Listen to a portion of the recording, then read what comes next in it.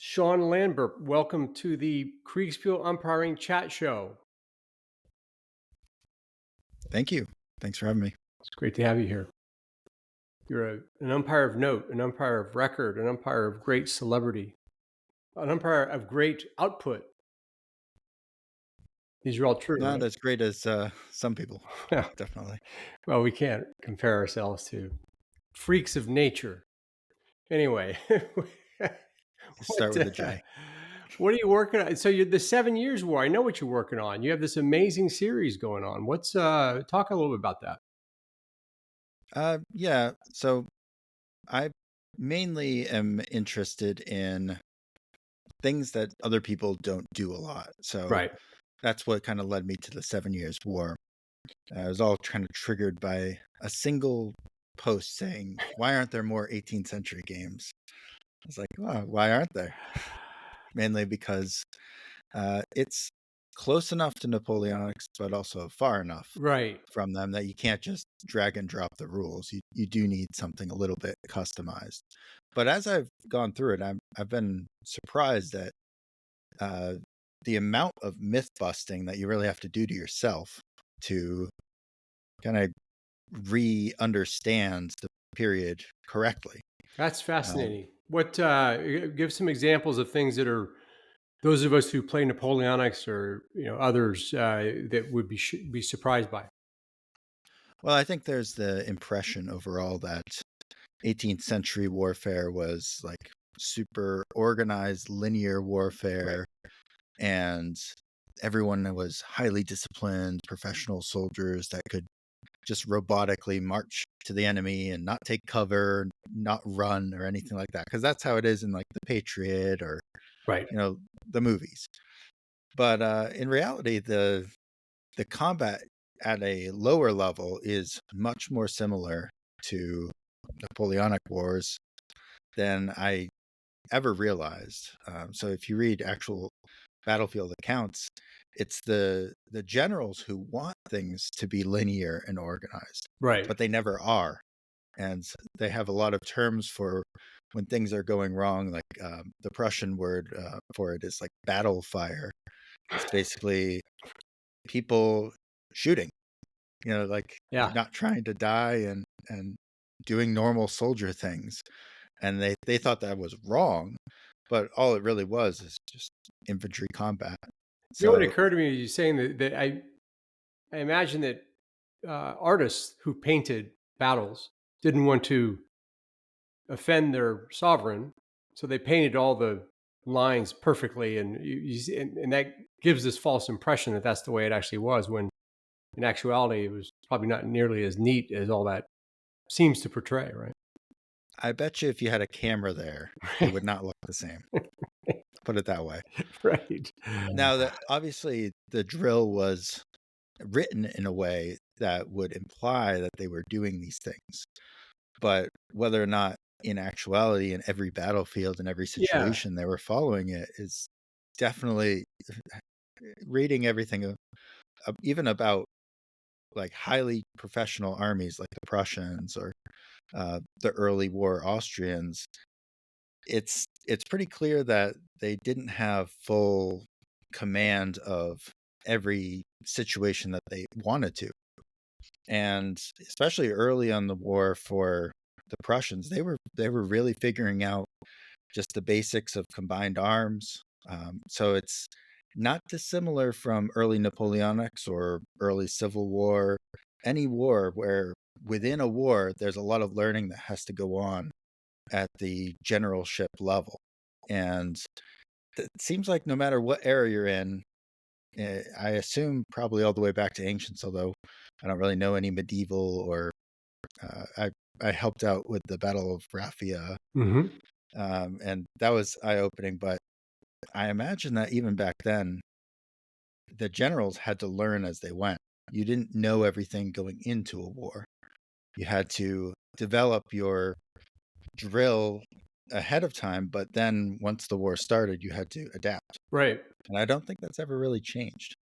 So our concept of these wars as a single style of warfare, a single way of making war, is kind of wrong because every war, there's evolution within the war, and Yeah, sometimes that's a significant. really important point. Even the American Civil War, they was reading the account of this. He started off as a lieutenant and worked his way up to a colonel. But there were things he was talking about that I've never seen anywhere. They would dig a trench and then march into the trench. Things like things that would just surprise you because it's never talked about in movies and in popular accounts. What where are you getting your sources, and what in terms of your research? What books are you finding the most useful for this period? Well, kind of the master of the 7 Years' War is Christopher Duffy. Okay, He wrote extensively about it. He recently passed away a few years ago, and in his place, there's a few of his proteges that have been still writing about the period. And there's also a lot of crossover between especially the British and the French armies in the 7 Years' War and the British and French armies in the American Revolutionary War. right, So there's a lot more material on that than there is on the European part of the 7 Years' War, at least in English. There's a lot of German sources and Austrian sources, I'm sure, Hmm. but the English sources are all very focused on France versus Britain. Right. So Understandably. there is some uniqueness about the continental part of it that is probably lost in all of that. But I think the basics of trying to basically myth bust a little bit are necessary no matter what part of the war you're looking at. So, in terms of Kriegspiel and putting it on the table in our format, what are some of the things you found that are unique in trying to get players to understand the dynamics that are different than the habitual Napoleonic actions? I think the thing I try to emphasize is that things take time, and if you want to do them fast, you're going to do them bad. Hmm. So the way that I enforce that is by basically decreasing the cohesion of a unit when it's trying to do something, be Right. it deploy from column into line or walk through the woods, for example. Yeah. And I don't think that's really that different from any other era. It's just that I emphasize it in the rules that I give the players, the player aids. So it's more about describing to the players what it would have looked like and trying to emphasize that they should be commanding as if these forces are disciplined, are organized, but then reality will strike them. So I don't tell them that it's really not that different. I try to build into the myths. And then in the after action reviews, we generally talk about, well, these things happened because you were controlling them this way and you assumed that it would work Right. that Right. kind of mythological way. But in fact, it was realistically much more similar to Napoleonics than you would have expected. Now, The big is difference the is span of cavalry. control during this period different? Like a commander would command a smaller body of troops, or is that similar to some of the later The periods? armies were much smaller Yeah. than Napoleonic wars, much smaller. I mean, it's basically like corps on corps. Because If famously, Napoleon was the first one to really have these multiple independent corps. But before that, Yeah, there was no, although a few times because the Prussians were fighting on three fronts at once, they often behaved as similar to Napoleon, where they had to, march some pretty long marches. There was a 140 kilometer march for Zorndorf over 3 days in like summer heat. mm, That's pretty famous. There's a few other marches where Frederick had to take a force from basically one side of Germany to the other right, within like 3 or 4 days. So they were able to do some pretty long marches. Now they had a lot of stragglers and right, they weren't super combat effective at the end of those necessarily. But I think once you're in combat, everyone can kind of make do with what they have. So a lot of times in operational games, we emphasize stragglers and losing parts of your army. But I think that if you were a real commander, you wouldn't necessarily care as long as you got there. and you Right. got there with a semblance of a fighting force, because it's more your presence on the battlefield that is needed. Hmm. And a lot of times those long marches are to reinforce a smaller force Right. that's already done most of the fighting for you. Now, rule sets. Are you did you adapt from an existing rule set? Did you kind of create your own? How did you approach some of the basic rule sets? I definitely didn't consciously adapt any particular rule set. Okay. I mean, obviously, I've played a lot of different ones. Sure. The majority of the ones in the club I've played at least a game of. And I've also played the 1824 and 1862 rules, albeit not well, Yeah. but Right. I'm familiar with them enough. So um, I knew the parts that I didn't want, and I knew the overall direction I was going. But I think, ironically, it ended up being pretty similar to the rules that Marshall developed for Grenier Stat, where Huh. you kind of have two stats. It revolves around two stats, like a cohesion stat and a health stat in his game. In mine, it's morale and cohesion fatigue. Okay. So I think we had similar ideas, and then you use those to adjust the overall combat strength of an individual unit. What I found, though, early on was that I really had to simplify down the range of possibilities. Mhm. So I come from more of like big CRTs, like 20 columns, You like the 100 big columns. CRT. Yeah. So I started with like a 7-column CRT, which is just too much. And I realized I only used 3. So I just got rid of the ones I never used. Right. And So you I have think it a works three better. column CRT basically. Yep. Yep. Got it. So And do you have I that kind think, of memorized now? I mean, oh, yeah. Yeah. so what is it? What do you roll? What kind of die do you use? 2d6 for 2d6. both sides, though. So it Ah, has a little element of like risk almost, okay. where it's a comparative roll Yeah. in against the CRT, not against the other side. So it's not like you're winning the combat. And in fact, when the odds are bad, it's more likely that your attack roll, the roll that you're doing for your team, is going to hurt you rather than hurting the enemy. Hmm. And Okay. every roll can hurt either you or the enemy, depending on your luck. And did you create this from scratch, or did you have Yeah. an inspiration? No, Okay. it was from scratch. Good.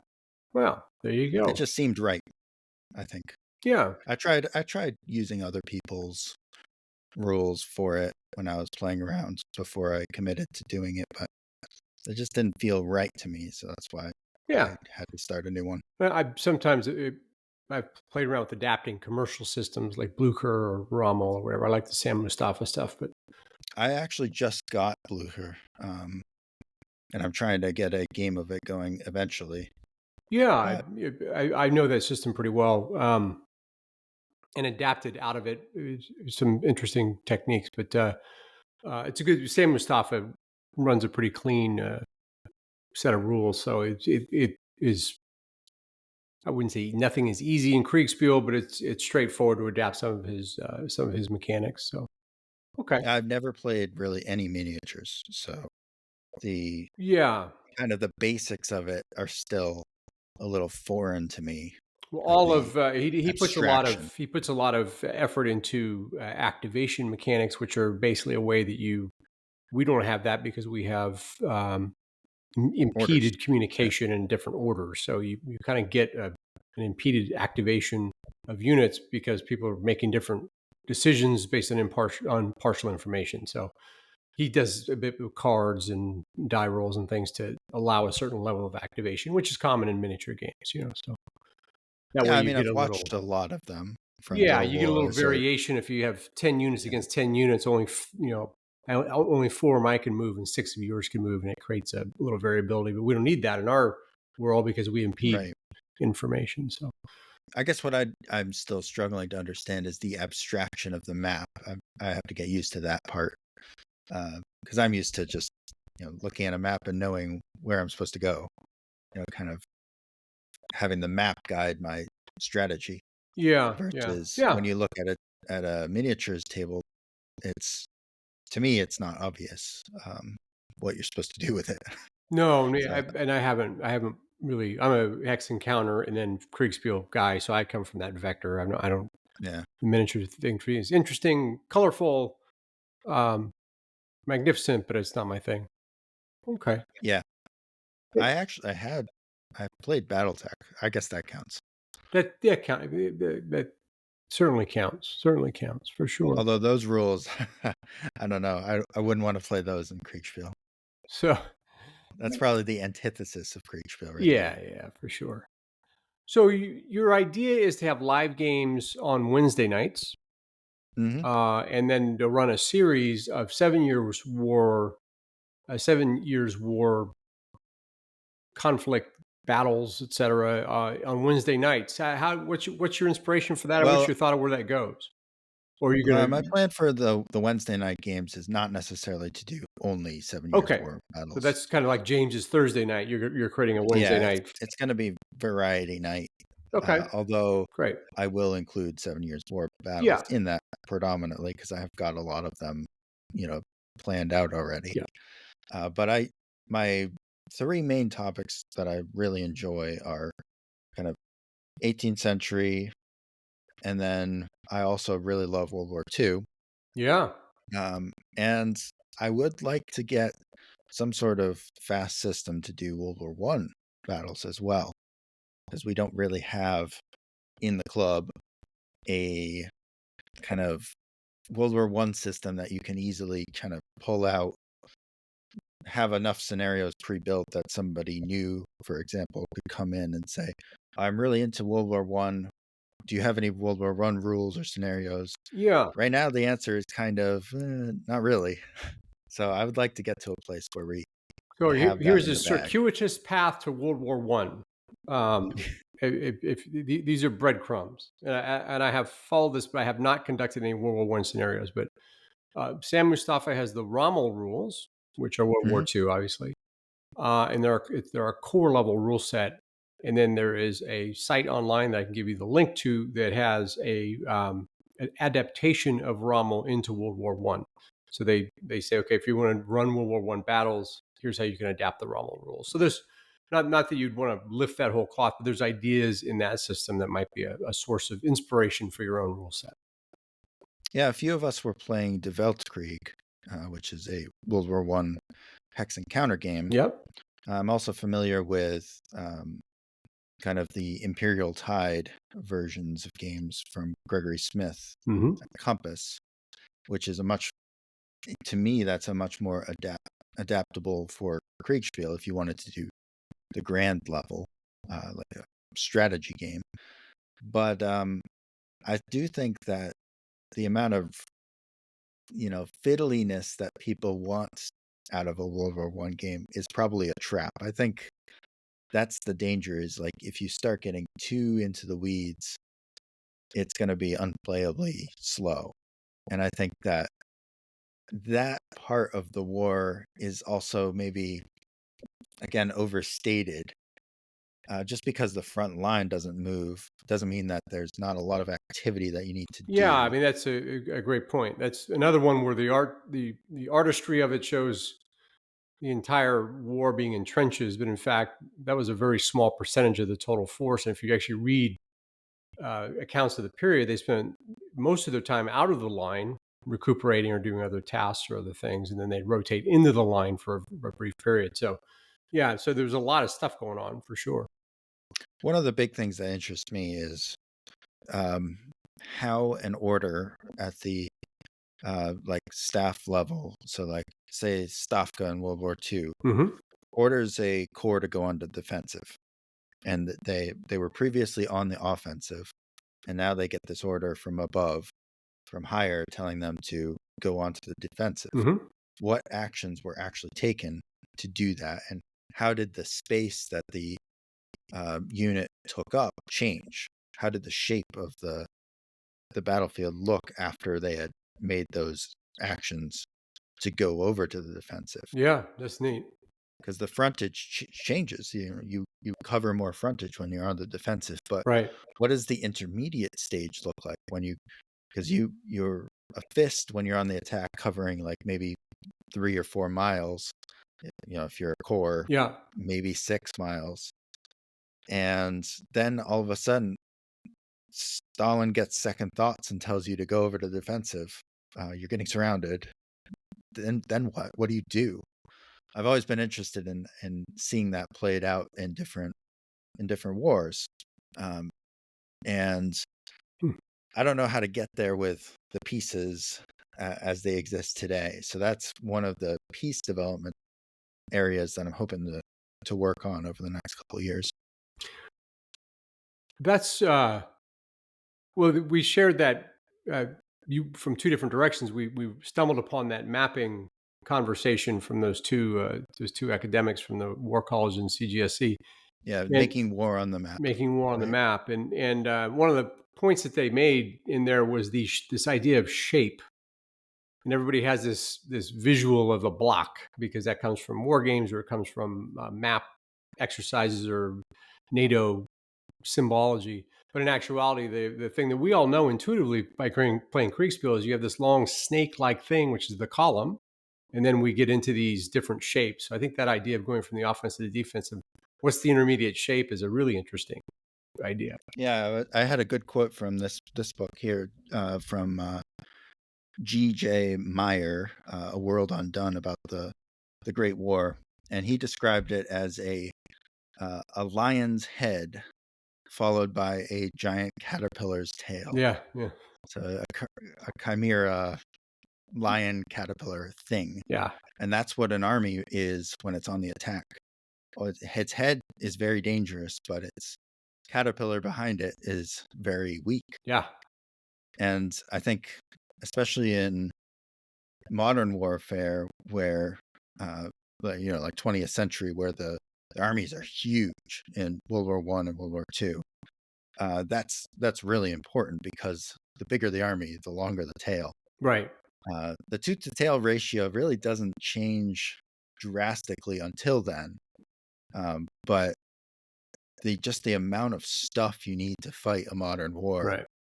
rapidly increased, just from like Franco-Prussian War to World War I. You needed a lot more stuff, more shells, more pieces, Yeah, I mean, everything. ammunition alone.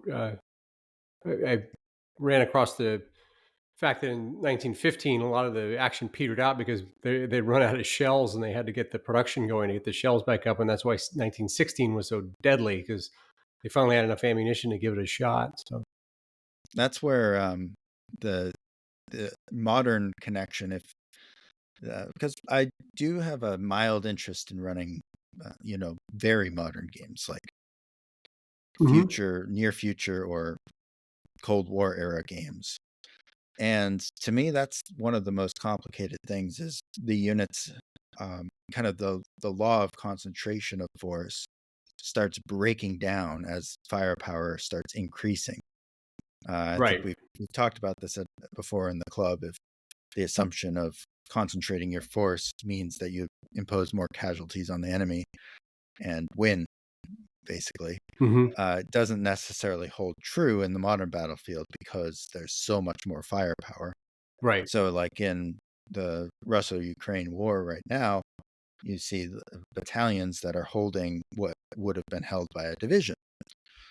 So their shape is a lot different in a modern battlefield than it would have been in World War I, for example. A battalion would not have been holding, a 20-kilometer front. Right. So I think it's really interesting how things kind of ebb and flow to back and forth from concentration to dispersion, as the desire for breakthrough gets stronger and stronger. And I read several different books about the different myths around breakthrough, and how desperate armies were after World War I to figure out something. Right. And everyone just kind of leaned back on, just concentrate a lot of stuff and push everywhere. And that's really what works. It worked in the Civil War, it worked in World War I, and it worked in World War II. It's just have a lot of stuff and push everywhere. Don't stop. The broad front, big army strategy works. Uh, I'll add the Franco-Prussian War to that list yeah, because same thing. The battles there were not artful at all. It was just, no, I had read the Multica problems, and I was like, oh, look at all this wonderful artistic maneuver. But if you actually read the battles that Multica's forces fought, it was like line up and go. And to the point you just made is it was really get there first with the most men and push, and that was basically the backbone of it, right? so that's my newest project What's is that? a system that can handle that kind of thing, is abstracting a lot of the art away from the war. Don't make it about operational art and don't make it fancy.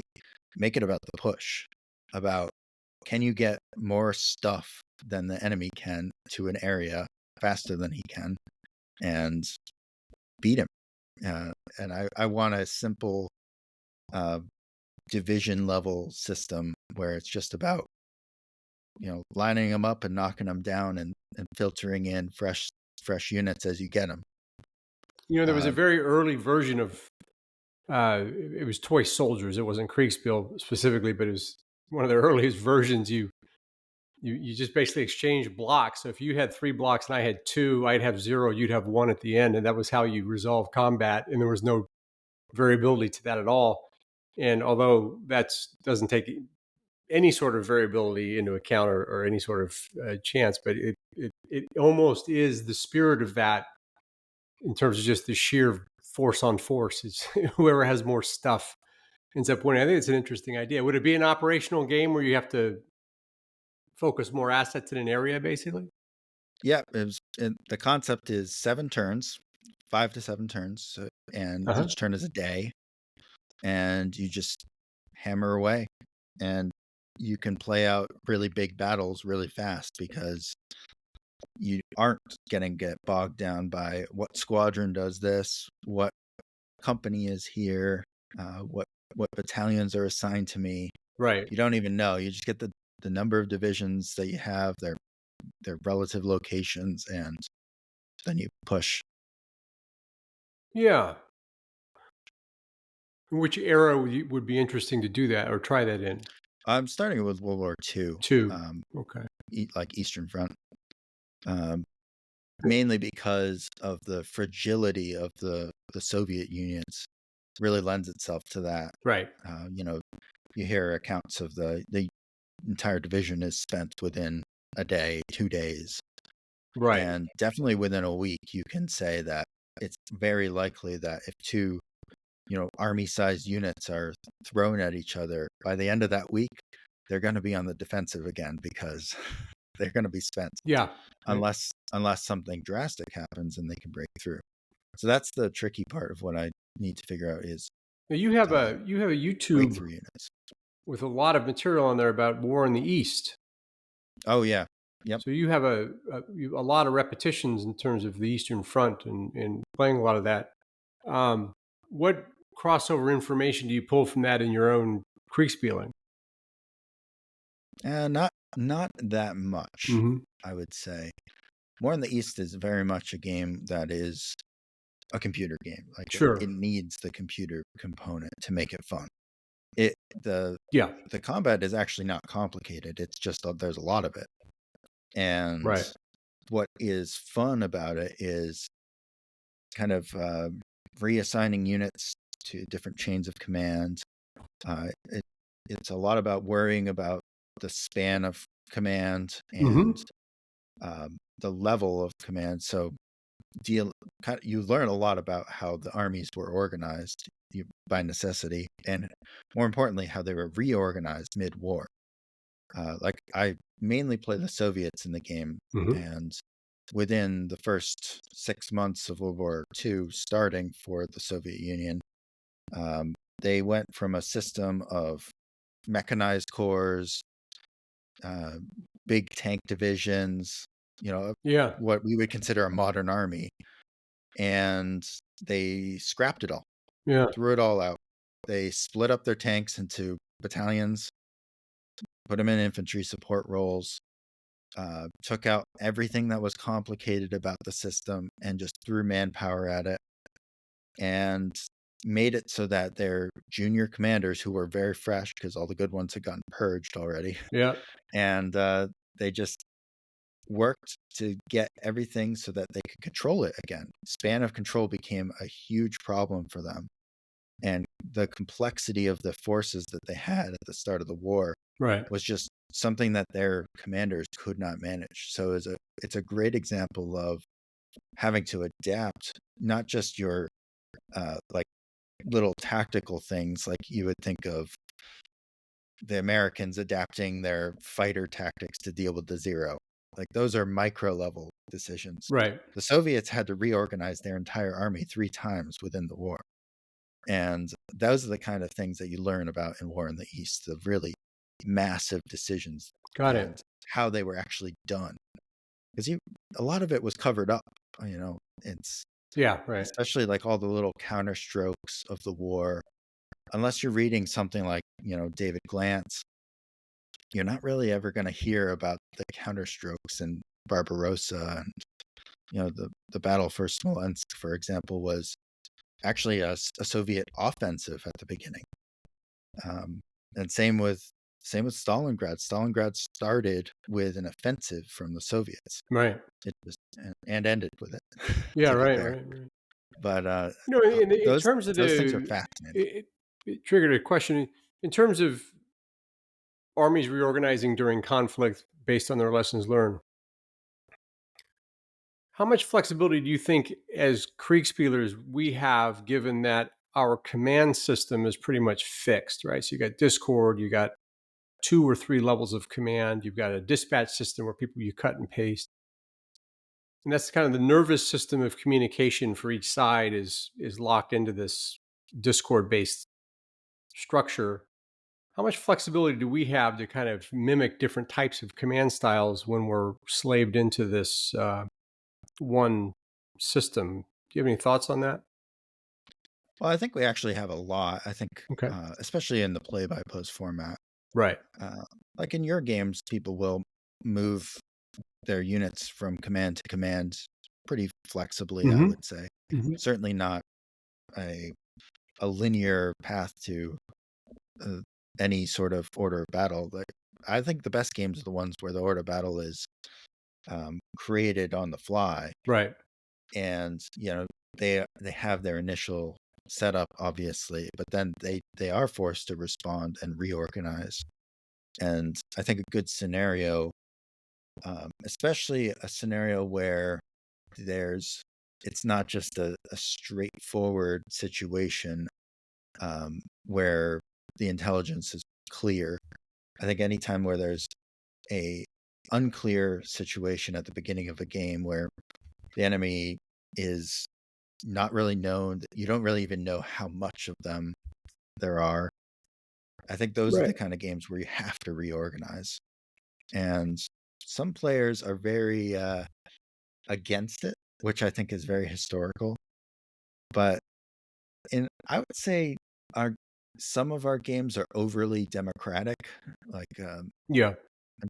especially with newer players. I think they tend towards democracy, you know, politeness Politeness. and Yeah. all that, which is great. But in an actual chain of commands, the hierarchy is important because that's who tells you that you've lost your commands. You don't have anything left. It's all been reassigned to somebody else, and you're now a chief of staff. Right. And that happened all the time in many wars. And sides that were less flexible about that usually performed less well. There was I forget who wrote the study, but there was a study about the rate of replacement of relieving commanders in uh, the modern U.S. Navy. Hmm. And basically, the rate of relief in World War II, I think there was like 60-ish admirals. I forget the exact number that were replaced for whatever reason. Right. And the difference then is it wasn't the end of your career. Right. You could be replaced because of failure to perform your duty, but it didn't mean that you were necessarily done for. And that was definitely true in the Army. I mean, obviously, Patton was relieved and Yeah. ended up being much more important I later ran on. across that. I think we listened to the same podcast, which is good news. But the gentleman who'd done the work on it said that there was a recognition that there just could be a chemistry mismatch, or the personality doesn't fit, but you can be very effective in a different venue in a different location. And so there were generals who got relieved as brigadiers, but then they ended up becoming 3 stars because they found their niche and off they went, and they were not And penalized for that. Yeah. I really like that, and I like that the atmosphere that would create, especially in the Mhm. context of the club, because if we had a system where you could be relieved with cause, but not necessarily be out of the game, I think that's a really interesting system. And so the ebb and flow between you being in command of a unit and being on a staff, having a kind of a different experience, a different job, Right. I think would be a valuable tool in the toolkit. It's just a little bit hard for the umpire to pull that off because it's really the players that have to initiate that kind of gameplay. Right. That would have to be emergent. I did try to, in my campaign for North Africa, I did try to set it up to kind of lead players in that direction where they would want to relieve their subordinates and maybe even their equals. They would want to make changes. So if Right. there is that tension, then it's definitely possible that you could have a gameplay where relief actually becomes a part of the game instead of just people getting angry. So Yeah. I Right. do think that would be a very advanced game. Certainly not something that beginners would want to try, but I would love to be a part of that or Yeah. uh, Well, I think just there's a even observe it. certainly is a version of that as we swap roles, and but it's very informal, and the politeness rules the day. So I will watch with great anticipation as you develop this, so because I'm not going near it. So that's great. It would have to be a very long-term game. That's That's right. the That's right. key. And let's switch gears. You got so many interesting things you propose. I want to make sure we cover a few of them. The print at home, print and play idea. Talk a little bit about that because I think that's a really cool one. Well, I don't want to say too much about that one because I found out that Damon already has far surpassed anything that I could do, of course. Yeah, And I think that there will be something in store eventually that hopefully there's some sort of product that people can basically take files off of our website sure. and make their own kit in a way that is not absolutely crafty and painful, and hopefully that's straightforward and can just get you something physical that you could bring to like a board game convention and set it up and expose other people, because I think the people that get exposed to the physical Uh-huh. Kriegsspiel are going to be hooked for life. I think they're going to be. Super intriguing when you see the little blocks on the board, you move them around, Yeah, and yeah, I agreed. don't think there's anything else like seeing the real deal. So I would love to see us with a presence at some of these board gaming conventions, the ones where they allow open gaming, of course. But Yeah, um, I think it would be a great um, kind of free advertising for the club. Uh, Personally, for me, I really can't go to a ton of conventions because I've got young kids. But in the future, I would love to be able to kind of spread the good word and have something where I can give it away to someone who's really interested about it and really hook them in that way. Almost like how a challenge coin would work, except with a cheap, simple kit that can get you going. yeah. I think it's amazing. The idea of whoever produces the different elements and all that, that'll all work out over time. But the um, the system that I have put together is about 80 cents a block. I'm I think sorry, that's a 8 good cents, price. 8 cents a piece, right? And so Yeah, I know about what you're talking about, and so it's and I think about, and I made my own imagery, and then I printed it out. And so you need about 50 pieces. So whatever that math is there, right? So um, so that is your physical pieces, but the real cost is the map. And so I think the print and play pieces, if we could figure out a way that you could print like the Meckel map, you can actually print out an 8.5 by 11 sheet and then take them together, even though it's black and white. But if we could figure out a way that we all make our maps um, printable as a series of 8.5 by 11s with a little guide to how to reassemble the map, I think that is actually the hurdle, because if I could say take $40, 25 to $40, and make my pieces of a certain size, and then I could print out all sorts of maps. I could really have a lot of different games that I could do. That'd be a lot of fun. And the most expensive piece I could print on my home printer or print at the local print shop for a couple cents a page. But I think your instinct is right. It's just a really engaging way to get involved with this stuff. So, and I'm going to Origins in June. I'm going to do 4 Kriegsspiels there, and so that'll be a lot of fun. So, yeah, I'm going to Compass Expo next week. great. That's kind of like my hometown one, because Compass is out of Connecticut, and I'm a Connecticut resident as well, so it's not really a long trip. And I think that they make great games, and they allow open gaming at their They do. expo. Okay. Are you going to bring anything up there, or are you just going to go to the convention? Well, we've been playing. We were planning to play Rock of Chickamauga, which is the sequel to the Gettysburg Flying Pig version. Okay. Both are Herman Luttman games, and they are his like big ones, like the very premium one. Yeah. Okay. And that was supposed to be shipped, but it didn't make it in time, unfortunately. So we'll probably end up playing a bunch. I usually end up playing a bunch of different games because I've got friends that play like Bitter Woods, which is a Battle of the Bulge game. Right. Originally Avalon Hill, then ended up through a string of events under the auspices of Compass.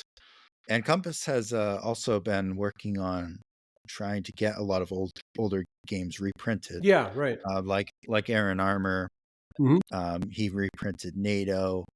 But when they do a reprint, they don't just do a straight reprint usually. Yeah. Upgrade a little bit, right? Yeah, in the case of Aaron Armour, he redid the game completely. Yeah. He went from like I think it was originally like 45-page rule book to 192. More to read. How fun, right? Yeah, More but to read. from when you play a commercial game, the rules have to have everything in them. Yeah. Yeah. That's the big difference. Kriegsspiel rules don't need hardly anything in them because they're Umpire. But if you're making a commercial game, the amount of playtesting, especially, and Yeah. when I buy a Hex Encounter game, first thing I look at is number of playtesters. If it's under like 20, then I know it hasn't been playtested enough. Yeah. If you only see 3 playtesters, literally, you look at the list of playtesters, and if it's not long enough, you know it's going to have a problem. It just hasn't been playtested enough. What do you think? What is our equivalent of playtesting in Kriegsspiel? Number of times that the rule set has been used. Number of times the rule set's been used. Yeah. Yeah. So that's why like Otowski's system and James's systems, they've been used more than anything else, pretty much. Hundreds of games, and they are the 2 most reliable, easiest to learn systems. So that's why we always direct beginners to those. Although mine is starting to creep up there. I've done 20 now with the 7 Years' War. Not all of the same exact rules, but my hope is to get up to 50 by the end of the year. That's great. So 50 of the 7 Years' War iterations, or 50. Yep. Because if you think of that, you've probably had, if you have 10 players per game, that's 500 playtesters. Yeah, right. right? And, Assuming, and I mean, and maybe not unique, really, if but you do your own, so I think I'm on my 27th multi inspired game. So, it, but in a way, you're the play tester as the umpire because you take your own lessons on board and you're constantly improving based on their reactions, right? So you get their oohs and ahs or their complaints, and so then you're incorporating it into your own ability, right? So you're the umpire collector of knowledge, and the players give you lots of feedback. no, you have to turn into the developer. The The developer, players are the play testers. Originally, you're the designer, right? yeah, So your first job is to design the system. That's easy. Anyone can do that. yeah. That's the easiest part of any game. But if you ask any professional uh, game maker, who, if it's computer, if it's hex and counter, miniatures, I'm sure, Hmm. anything, the real work is in development. And development is about getting feedback. Yeah, And so if you are umpiring games and you're not actively eliciting feedback and not actively acting upon that feedback. I know we've talked about this before. yeah, Your whole ethos is basically design things based around what the players are telling you. yep, And if you don't have an attitude of my game needs development, no matter what state it's in, even if it's been played 1,000 times, if you're not actively developing it every time you play it, then it's not really ever going to get better. it's a really effective distinction is designer, developer, and then the player feedback. I think if you development is a lot of fun because you actually can watch your implementation get better, and you can see where you've taken the rough edges off of a certain. It can be a lot of fun if you're the right kind of person. But Yes. in another way, it's watching your baby get torn apart and put back together in some other form, and it's no longer Yeah. your original design. So if you don't take off your designer hat and put it away for your game, like you can no longer think of it as your design. You have to think of it as the game, Yeah. and Right. you are trying to make the game better, regardless of whether it was your fault that the game was bad in the first place. You can't take it personally because you just have to make it So better. And how do you determine between elements that you will insist are in the game because of the spirit of it versus things that are modifiable? How do you nothing should be on off the table. nothing off the table is your philosophy? Yep. Even if you have to change the scale, Hmm. the the CRT, whatever it takes to make it Okay. work. So you put your design hat truly off to the side and you put on your developer hat and off you go. I try to, but it's really hard. I think not feeling a little bit of wanting to hang on to something that you really liked, that tied to some piece of research that you worked hard on, Yeah. but just doesn't work for the game. That's hard to do. It's because you've committed a lot of your life to doing this, and then you got to change your mind. I think too, and I see it in our different our kind of specialty channels. The tendency to move toward complexity. So people really like very complex outcomes, and or I'm sorry, complex processes to produce an outcome. And the Kriegsspiel is just the flight to simplicity always. So, you know, um, Not just Kriegsspiel. I would say most game design yeah, is about the more simplifying. complex you make a thing, the more the players are going to hammer it back into needing something simple. And the most bright, shining example of that is live play. So you just Mhm. can't roll more than 2 die for live play, or you're going to be chasing die all over the place and multicolored die and die with different symbols and all that stuff. And so it just all comes back to the 2d6 because that's fast. And I use my phone just because I hit and it just gives me instantly the number. I don't have to sit and listen to the clacking of the dice and all that kind of stuff. And when you get into anything more complicated than that, it just slows you down. It's just that simple. And so you got to boil it back down to a 2d6 or And it's yeah. tough to admit it. It's tough to admit it when you made it too complex. Yeah, you've seen Um, it in my games on the dispatches. I got all sideways with a very complex dispatch, and the players just said no, just yeah, do it this way, which was a dramatic simplification, and it was fine, right? But it just the players came back and just said that did not work. Try it this way, right? So I enjoy that. I guess I enjoy that. I'm more of a developer mindset, but yeah, I can see how if you had an idea that you were going to explore all the dimensions of artillery in your game, and players didn't call any artillery, you'd sit in the corner and be mopey. yeah, exactly. I mean, if when I was doing the campaign for North Africa game, I had this idea that the logistics were gonna basically decide whether a unit could do stuff, and that like it was really the logistics that were gonna win and lose battles. Right. And then in reality, I think Hendrik said it or something like that. He basically told me bluntly, he was like, you know, players don't care about that. They just want to play a battle. Yeah. Right.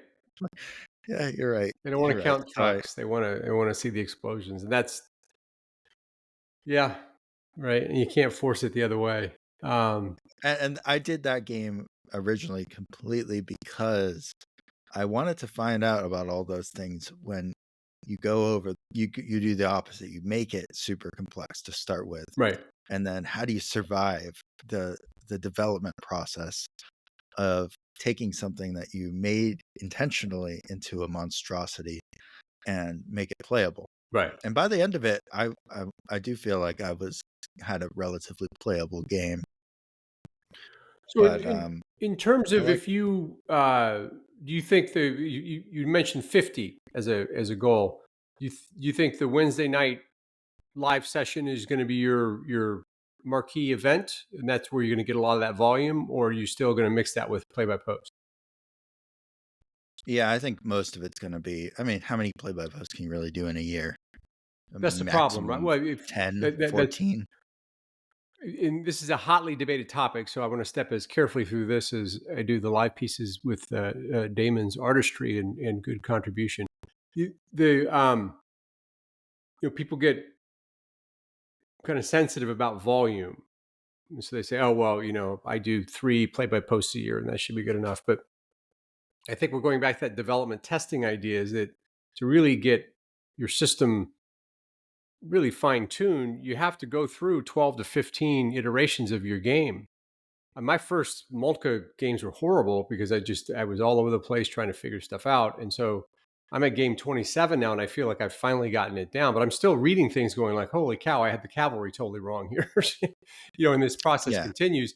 And the only way I can do 27 of those was to do shorter games. I can't do a 3-month game and get that kind of volume. So you got this tension around that.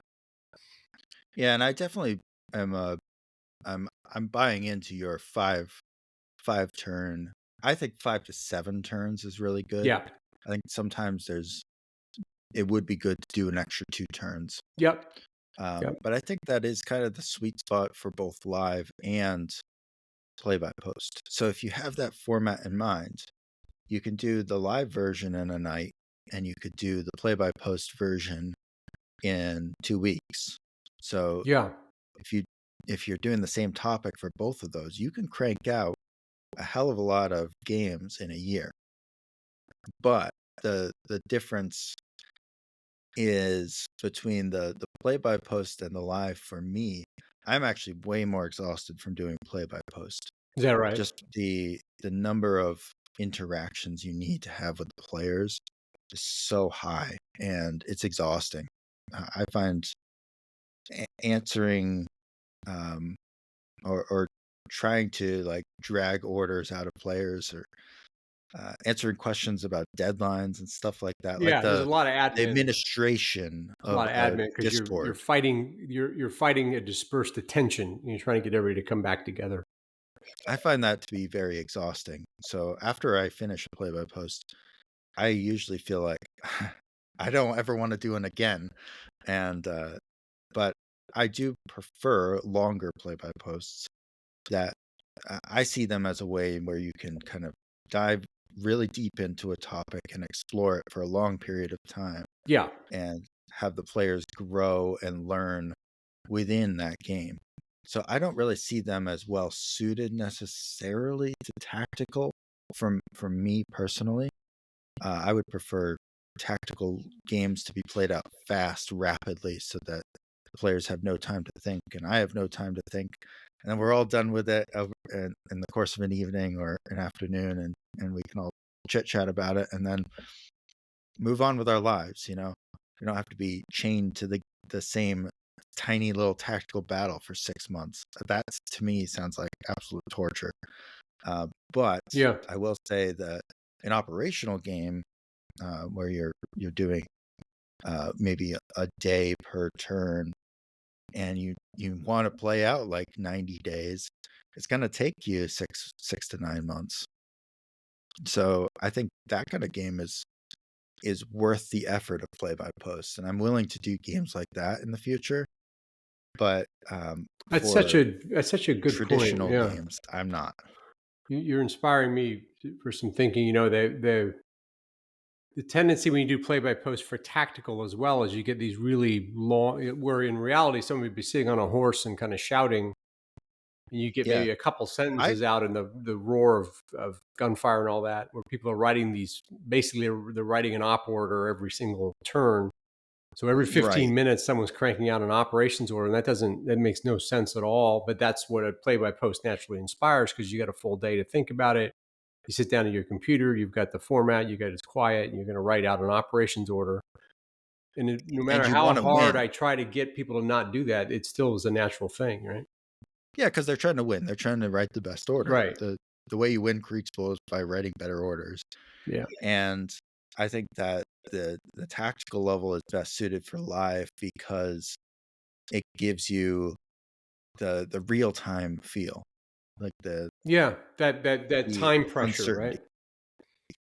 That Yeah, time it's pressure. a mix of time pressure and uh, if you get distracted at all and lose your train of thought just for a turn, that might have been the critical turn, and you can't get it back.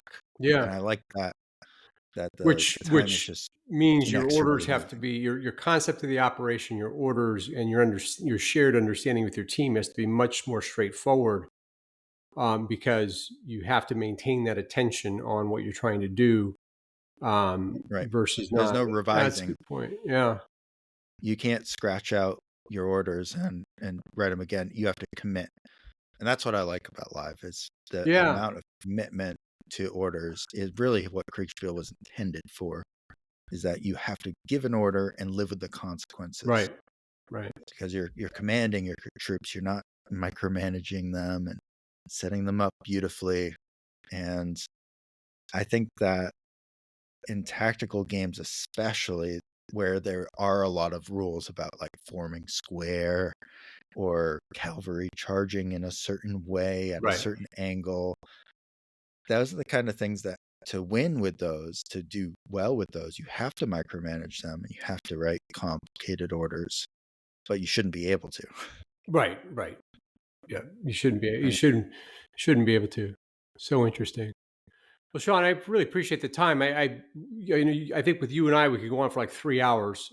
This is the second time we've probably. done an actual chat on recorded chat, and I think we went on for an hour on that one and we did an hour here. So we'll definitely have you back on. I think um, we all appreciate your the variety of ideas that you bring to the table. So whether it's ways to do logistics or different rule sets or even materials, you put that page up from the book. I think you were talking about. You put a copy that page up, and the variety of things you bring is tremendously appreciated, and you're a great contributor to the community. So I love just brainstorming with you. So we'll give the listeners a break at 1 hour, and we'll have to promise them for a future episode. Thanks so much for coming on. All right. Thanks.